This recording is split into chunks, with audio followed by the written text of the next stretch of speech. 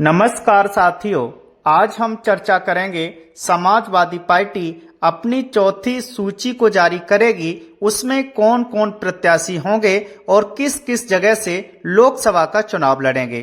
तो इसमें सबसे पहला जो नाम आएगा, उस नाम की जो चर्चा है वो है अतुल प्रधान की।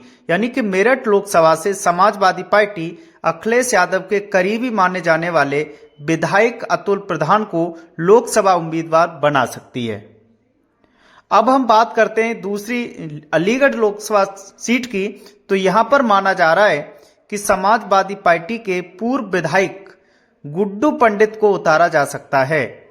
यहां पर चर्चा चल रही थी सत्यपाल मलिक को भी अलीगढ़ से प्रत्याशी बनाया जा सकता है, लेकिन अब माना जा रहा है कि यहां पर गुड्डू पंडित को समाजवादी पार्टी चुनाव लड़ा सकती है लोकसभा का। वहीं मैं तीसरी सीट की बात करूं, संभल की, जो आप सभी को पता होगा समाजवादी पार्टी ने अपनी पहली सूची में शफीकुर रहमान वर्क को यहां से अपना लोकसभा प्रत्याशी बनाया था। अब उनका अंत्यकाल हो गया है, तो उनकी जगह उनके बेटे को यहां चुनाव मैदान में उतारेगी समाजवादी पार्टी। हम बात करते हैं पल्लवी पटेल की। ये काफी चर्चित नाम है और काफी चर्चा में रहता है। यानी कि फूलपुर लोकसभा सीट, ये माना जा रहा है कि पल्लवी पटेल कंफर्म यहां से लोकसभा प्रत्याशी हो चुकी हैं, बस इनका भी ऐलान होना बाकी है।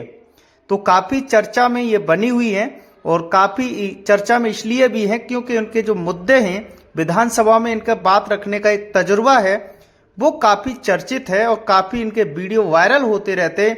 इसलिए ऐसा माना जा रहा है कि इनको एक अपना मजबूत प्रत्याशी बना सकती है समाजवादी पार्टी। अब हम बात करते हैं रामपुर लोकसभा सीट की। तो यहां पर आजम खान के परिवार से ही किसी सदस्य को समाजवादी पार्टी अपना उम्मीदवार बनाएगी, ये कंफर्म माना जा रहा है। तो अब आगे आने वाली सूची में इनका नाम जरूर देखेंगे। माना जा रहा है इनके बेटे की बहू को, पुत्र वधू को लोकसभा प्रत्याशी बनाने जा रही है समाजवादी पार्टी। ये कंफर्म हो गया है और इनका ऐलान होना बहुत जल्दी, जो आएगी जो आने वाली लिस्ट होगी उसमें नाम आपको देखने के लिए मिलेगा।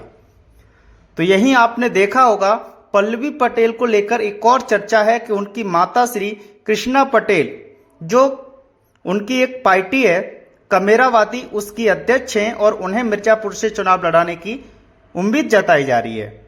वहीं में उनकी एक और समाजवादी पार्टी की जो विधायक हैं रागनी सोनकर, जो माना जाता है कि डिंपल यादव के बहुत करीब मानी जाती हैं, और ये भी कहा जाता है कि डिंपल यादव के कहने पर अखिलेश यादव ने मछली शहर से उन्हें विधानसभा का टिकट दिया था और वो चुनाव जीती थी। कविता और शायरी के माध्यम से सदन में अपनी बात को रखने के लिए जानी जाती हैं रागनी सोनकर। इस बार मछली लोकसभा सीट से उन्हें प्रत्याशी भी बनाया जा सकता है। काफी रिव्यू और सर्वे किया गया, उसमें पहला जो नाम आया निकल के वो रागनी सोनकर का आया। सबसे ज्यादा लोग उन्हें पसंद करते हैं और चाहते भी हैं कि रागनी सोनकर मछली शहर से लोकसभा प्रत्याशी बने। यदि ऐसा होता है तो वो जीतने में भी कामयाब हो सकती हैं। अगली सीट की बात मैं करता हूं बदायूं की, जहां चाचा शिवपाल को प्रत्याशी बना दिया गया है।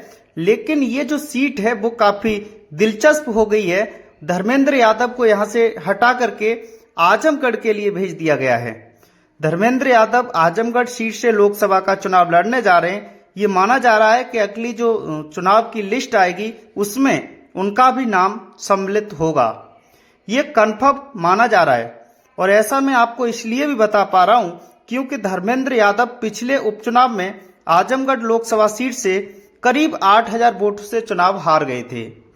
उसका सबसे बड़ा रीजन था बसपा से गुड्डू जमाली लोकसभा का चुनाव लड़ गए थे, जिनका खुद का वजूद आजमगढ़ में काफी सक्रिय माना जाता है और उन्होंने करीब 2.5 लाख के आसपास वोट पा लिए थे। इसलिए उन्हें 8000 वोटों से शिकस्त झेलनी पड़ी थी।